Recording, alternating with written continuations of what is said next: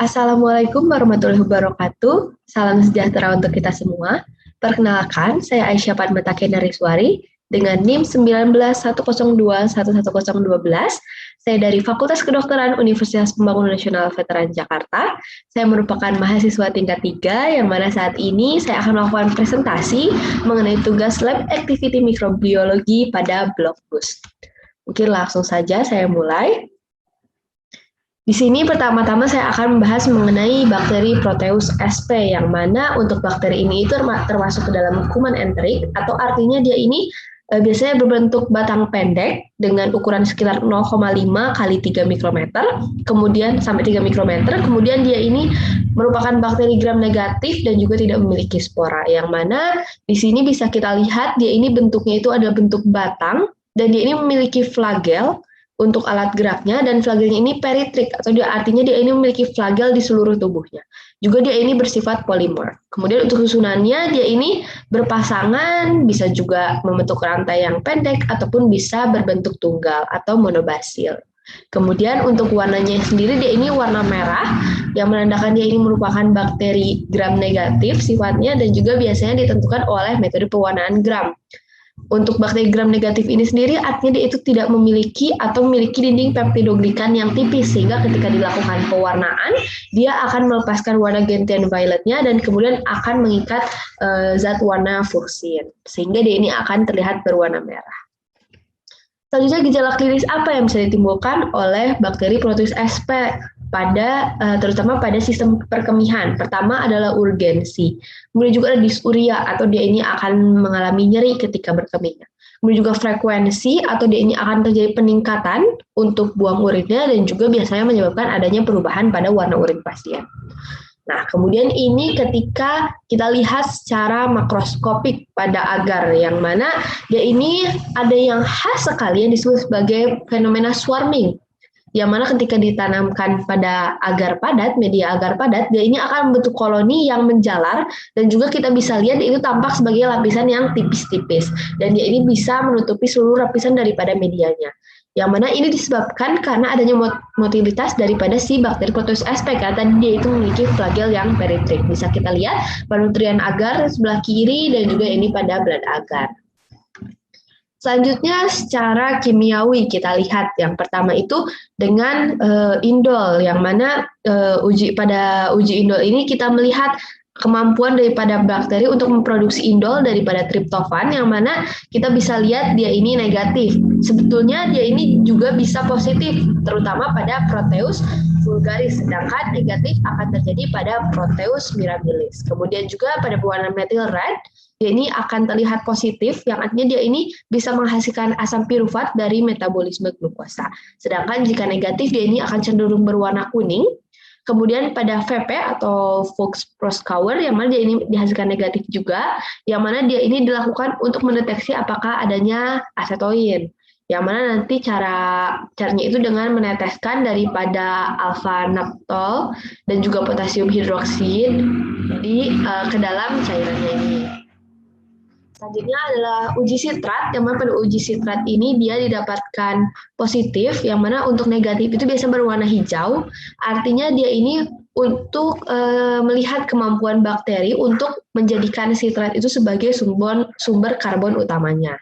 Selanjutnya di sini ada uji TSI, atau dia ini kemampuan untuk memfermentasi gula ataupun untuk menghasilkan H2S, di sini positif.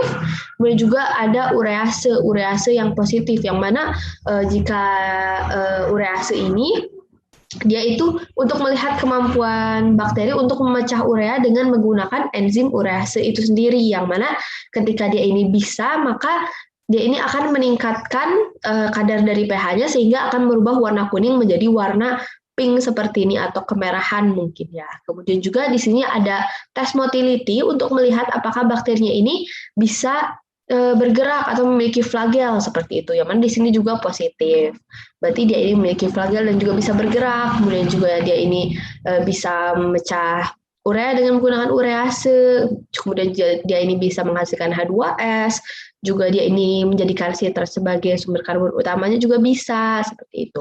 Kemudian di sini ada uji yang lainnya, itu uji oksidase, yang mana dia ini untuk melihat apakah dia ini bisa menghasilkan sitokrom C oksidase, yang mana di sini terlihat negatif, jadi terlihat kalau ungu namun dia itu samar. Baik, untuk selanjutnya kita lanjutkan ke bakteri Pseudomonas, yang mana yang terkenal itu ada Pseudomonas aeruginosa, yang mana dia ini meningkat prevalensinya pada infeksi kemih yang terjadi di muda daripada orang yang lebih tua. Kemudian yang mana dia ini bisa menyebabkan UTI atau infeksi pada urinary tract, terutama paling banyak terjadi itu karena terjadinya pemakaian kateter pada pasien yang dirawat di rumah sakit. Dan bakteri ini tuh sebetulnya sudah resisten terhadap banyak antibiotik. Kemudian di sini kita lihat secara mikroskopik, bentuknya dia ini berbentuk batang dan dia ini memiliki flagel monotrik atau memiliki satu flagel di satu kutub. Untuk susurannya dia ini biasanya berbentuk tunggal dan warnanya merah, sifatnya gram negatif, yang mana dilihat dari metode pewarnaan gram. Yang artinya sama seperti tadi, masih sama dia ini. Artinya dia itu memiliki dinding peptidoglikan yang tipis sehingga ketika dilakukan pewarnaan gram, dia akan melepaskan zat warna violet dan akan mengikat warna fuksin sehingga dia itu akan terlihat warnanya seperti warna merah. Selanjutnya, untuk infeksi yang bisa diakibatkan oleh Pseudomonas ini sendiri, dia ini pada luka ataupun pada luka bakar, dia itu juga biasanya bisa menginfeksi, kalau tidak salah sekitar 30% daripada kasus, yang mana ketika menginfeksi luka bakar sendiri, dia itu bisa menyebabkan pus yang berwarna hijau kebiruan, seperti itu. Juga bisa menginfeksi pada meningitis, menginfeksi pada selaput otak menimbulkan meningitis, juga pada paru menimbulkan pneumonia, juga pada saluran kemih, juga pada telinga menyebabkan otitis eksterna. Sebetulnya gejalanya ini itu tidak spesifik ya, dan dia ini berkaitan dengan organ yang diinfeksi oleh bakteri itu sendiri. Nah, ini secara makroskopik kita lihat yang mana ketika pada nutrien agar dia ini akan terlihat smooth, kemudian juga besar-besar dengan bentuk yang convex, dan dia ini biasanya terlihat translucent warnanya. Selanjutnya pada blood agar, dia ini akan terlihat gray colonies, ini mungkin warnanya kurang terlihat, tapi dia ini luar sini harus berwarna merah, dan di sini ada koloni berwarna abu-abu, yang mana dia ini menandakan terjadinya suatu hemolisis. Kemudian ini pada Mechanki, dia ini biasanya terlihat colorless untuk koloninya itu sendiri. Nah, kemudian ini secara uji kimiawinya untuk bakteri Pseudomonas, yang mana untuk TSI-nya dia ini negatif, berarti dia itu tidak menghasilkan H2S. Juga pada ureasenya negatif, berbeda dengan tadi pada Proteus, yang mana urease negatif menandakan dia ini tidak bisa membreakdown si ureanya dengan menggunakan enzim urease. Kemudian pada sitratnya ini positif, artinya dia ini bisa menjadikan sitrat sebagai sumber karbon utamanya. Kemudian pada metilrat juga ini kita dapatkan negatif, berarti dia itu tidak bisa menghasilkan asam pirufat daripada metabolisme glukosanya. Kemudian pada VP-nya atau Vogt-Sprachauer-nya juga negatif. Pada SIM atau indol kita bisa dapatkan juga ini dia itu negatif.